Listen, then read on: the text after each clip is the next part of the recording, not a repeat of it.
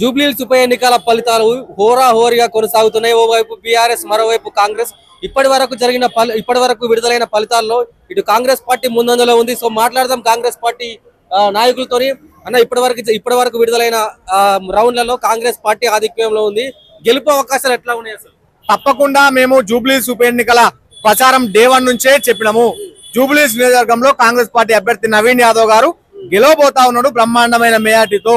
ఎందుకంటే తెలంగాణ రాష్ట్రంలో కాంగ్రెస్ పార్టీ అధికారంలో ఉన్నది. తెలంగాణ రాష్ట్రానికి ముఖ్యమంత్రిగా రేవంత్ రెడ్డి గారు ఉన్నారు. రేవంత్ రెడ్డి గారు నడుపుతున్న సర్కారు పేరు ప్రజాపాలన.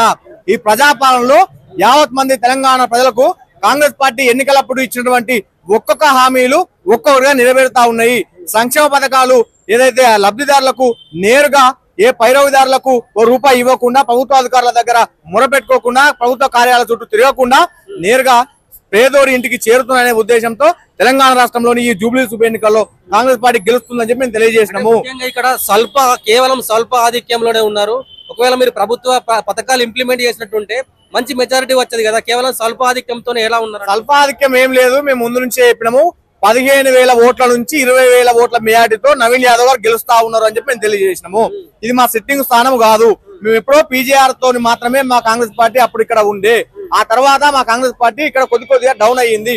మళ్ళీ సుదీర్ఘ ప్రయాణం తర్వాత, సుదీర్ఘమైన విరామం తర్వాత తెలంగాణ రాష్ట్రంలోని ఈ జూబ్లీహిల్స్ ఉప ఎన్నికల్లో నవీన్ యాదవ్ గారు కాంగ్రెస్ పార్టీ జెండాను రెబరెబలాడించి జూబ్లీహిల్స్ నియోజకవర్గంలోని బస్తీలకు, కాలనీలకు అనేక రకాల అభివృద్ధి కార్యక్రమాలు చేస్తాడు. ముఖ్యమంత్రి రేవంత్ రెడ్డి దగ్గరికి నేరుగా వెళ్లి అనేక రకాల సంక్షేమ నిధులు తీసుకొచ్చి మీ బస్తీలను, మీ కాలనీలను బాగు చేస్తాడు. కావాల్సినటువంటి సీసీ రోడ్లు, డ్రైనేజీ కాల్వలు, కావాల్సినటువంటి కమ్యూనిటీ హాళ్లు కావచ్చు, లేదా మీకు కావాల్సినటువంటి అనేక రకాల అభివృద్ధి కార్యక్రమాలు చేస్తారని ప్రజలకు మేము తెలియజేస్తాం. వాళ్ళంతా విన్నారు. గల్లీలో లేని బీఆర్ఎస్ పార్టీకి, ఢిల్లీలో లేని బీఆర్ఎస్ పార్టీకి, పట్నంలో లేని బీఆర్ఎస్ పార్టీకి, పల్లెలో లేని బీఆర్ఎస్ పార్టీకి ఓటు వేస్తే మురికి కాలువలో, చెత్త కుప్పలో వేసినట్టు అవుతుంది. మీరు ఆలోచన చేయండి. రూలింగ్ పార్టీ అభ్యర్థికి ఓటు వేస్తే అనేక రకాలుగా అభివృద్ధి జరుగుతుంది. ముఖ్యమంత్రి గారి దగ్గరికి నేరుగా వెళ్లి, మంత్రుల దగ్గరికి, వారి యొక్క శాఖల దగ్గరికి, మంత్రుల దగ్గరికి వెళ్లి కావాల్సినటువంటి అభివృద్ధి కార్యక్రమాలు తీసుకొస్తాడు. నిధులు తీసుకొచ్చి మీకు బాగుపడుతాడు, మీ బతుకులను మారుతారని చెప్పి ముందు నుంచే తెలియజేస్తున్నాం. దానికి తగ్గట్టుగానే జూబ్లీహిల్స్ నియోజకవర్గ ప్రజలు ఇది కాంగ్రెస్ పార్టీ చేసిన అభివృద్ధి పథకాల ద్వారా వచ్చిన విజయం అంటారా, లేకపోతే నవీన్ యాదవ్ వ్యక్తిగతంగా ఇక్కడ ఎందుకంటే 2 సార్లు నిలబడ్డాడు, సింపతి ద్వారా వచ్చిన ఓట్లు అనుకోవచ్చా? మేము ముందుగా పార్టీ అని చెప్తా. ఇక్కడ పార్టీ తెలంగాణ రాష్ట్రంలో కాంగ్రెస్ పార్టీ సర్కారు నడుపుతున్నది. ఇవాళ కాంగ్రెస్ పార్టీ అభ్యర్థిగా నవీన్ యాదవ్ ఉన్నాడు కాబట్టి 2 మనకు వచ్చినాయి, 2 కలిసి వచ్చినాయి. నవీన్ యాదవ్ గారు కూడా 2014లో 18లో ఓడిపోయిండు. నవీన్ యాదవ్ గారు రౌడీ అన్న, గుండా అన్న అనేక రకాల విమర్శలు చేసిన వారిది నేర చరిత్ర అని చెప్పి బీఆర్ఎస్ పార్టీ నాయకులు ఆధారాలు లేని అసత్య ప్రచారాలు చేసినా మేము ఒకటే తెలియజేసినాం. 2014లో 18లో ఓడిపోయినా కూడా స్వచ్ఛంద సంస్థ ద్వారా మీ బస్తీలలో, మీ కాలనీలలో మీరు పడుతున్నటువంటి ఇబ్బందుల్లో, సమస్యల్లో, అనేక రకాల ఇబ్బందులలో మీకు తోడుగా ఉన్నాడు.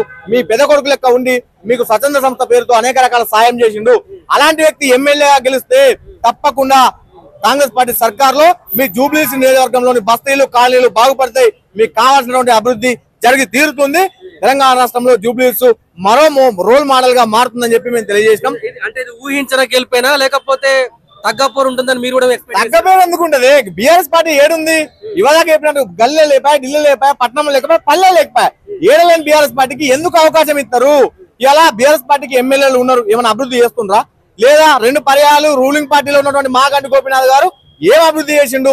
ఏం ప్రజల యొక్క బతుకులను బాగుపరిచిండు?